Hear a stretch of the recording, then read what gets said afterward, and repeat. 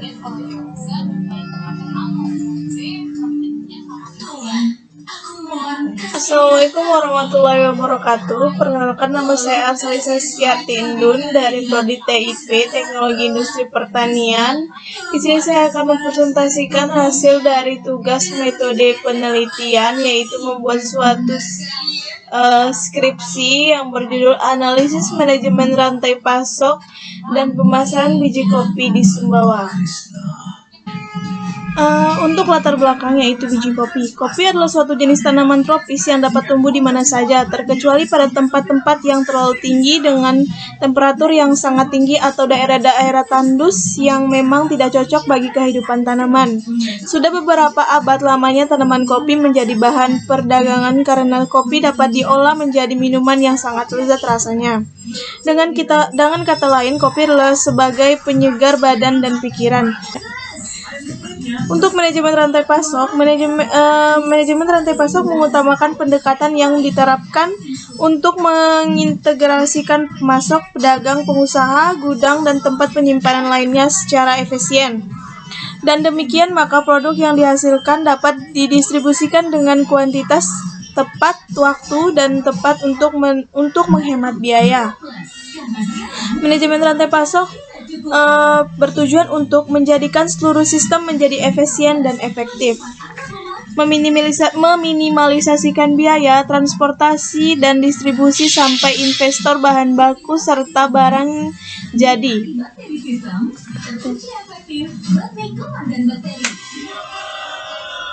Adapun tujuan masalah dan tujuan penelitian.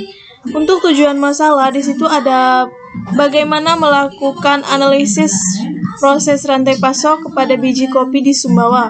Yang kedua yaitu bagaimana cara meningkatkan rantai pasok kopi di daerah Sumbawa. Untuk tujuan penelitian, di sini tujuan penelitiannya tujuan dari penelitian ini adalah untuk mengetahui laju rantai pasok dan pemasaran biji kopi yang ada di daerah Sumbawa Besar dalam rangka mendesain rantai pasok dan pemasaran biji kopi daerah Sumbawa Besar agar menjadi lebih efektif dan efisien. Selanjutnya yaitu tinjauan pustaka. Ada rantai pasok, lalu ada manajemen rantai pasok dan pemasaran biji kopi. Untuk rantai pasok, berdasarkan hasil pengamatan di lokasi penelitian, diketahui ada beberapa pola tata niaga. Secara umum, pemasaran kopi di tingkat petani adalah biji kopi. Seperti 110 komoditas pertanian lainnya, rantai pasok kopi Sumbawa melibatkan beberapa lembaga tata niaga. Rantai pasok kopi dari hulu ke hilir melibatkan produsen, pedagang, dan pengekspor. Selanjutnya yaitu manajemen rantai pasok. Manajemen rantai pasok merupakan sebuah sistem yang menghubungkan antara pemasok bahan baku, agroindustri, pedagang, dan konsumen. Manajemen rantai pasok adalah sebuah sistem koordinasi yang terdiri atas organisasi, sumber daya manusia, aktivitas, informasi, dan sumber-sumber daya lainnya yang terlibat secara bersamaan dalam memindahkan suatu produk. Selanjutnya yaitu pemasaran biji kopi.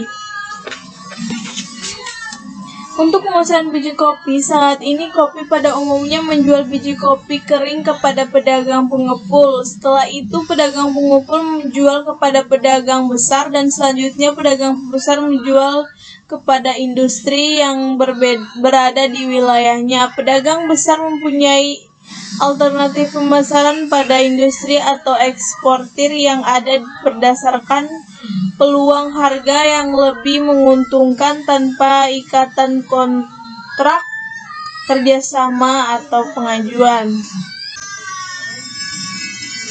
Selanjutnya yaitu pengertian supply management atau rantai pasok. Pengertian rantai pasok yaitu supply chain adalah jaringan perusahaan-perusahaan yang secara bersama-sama bekerja untuk menciptakan dan menghantarkan suatu produk ke tangan pemakai sampai akhir. Perusahaan-perusahaan tersebut biasanya termasuk supplier, pabrik, distributor, toko atau retail, serta perusahaan-perusahaan pendukung seperti perusahaan jasa dan logistik. Untuk supply chain management, konsepnya atau mekanisme untuk meningkatkan produktivitas total perusahaan dalam rantai pasok supply melalui optimalisasi waktu, lokasi, dan aliran kuantitas bahan. Adapun penelitian terdahulu antara lain yaitu R. Ihsan Nurlaini yang berjudul Format Rantai Pasok Kopi Arabica di Kecamatan Rumbia, Kabupaten Jeneponto. Untuk selanjutnya yaitu dari Kustiari R 2010 Manajemen Rantai Pasok Kopi dan Supply Management. Dan selanjutnya yaitu ada Yulia Kuswadani Amelia dan di tahun 2019 yang berjudul Identifikasi dan Analisis Struktur Rantai Pasok Kopi Rakyat Robusta Kecamatan Bengsalari, Jember. Selanjutnya yaitu metode penelitian. Adapun metode penelitiannya yaitu tempat dan waktu penelitian, jenis data dan teknik pengumpulan data, dan teknis analisis data. Untuk tempat dan waktu penelitian yaitu di Desa Kunik, Kecamatan Batulante, Kabupaten Sumbawa, dan waktu penelitiannya itu November sampai Desember. Untuk jenis data dan teknik pengumpulan data yang digunakan pada penelitian ini adalah berupa data primer dan data sekunder. Data primer diperoleh melalui wawancara mendalam. Dan selain itu juga dilakukan observasi lapangan. Data sekunder diperoleh dari studi literatur, penelusuran internet, jurnal, serta dokumen pendukung lainnya dari institut terkait yang relevan. Untuk teknik analisis data, semua data yang dikumpulkan terlebih dahulu divalidasi, setelah itu dianalisis dengan tahapan sebagai berikut. Pertama, ada data berkaitan dengan faktor yang mempengaruhi pemasaran biji kopi diolah dengan menggunakan perangkat lunak. Kedua yaitu pemasaran biji kopi dianalisis dengan variabel koordinasi antar lembaga petani dengan kelembagaan yang berperan. Selanjutnya yaitu biaya didasarkan pada data terukur sehingga perusahaan dapat mengambil keputusan yang sangat tepat. Biaya adalah mengeluarkan yang dilakukan pada setiap rantai kegiatan.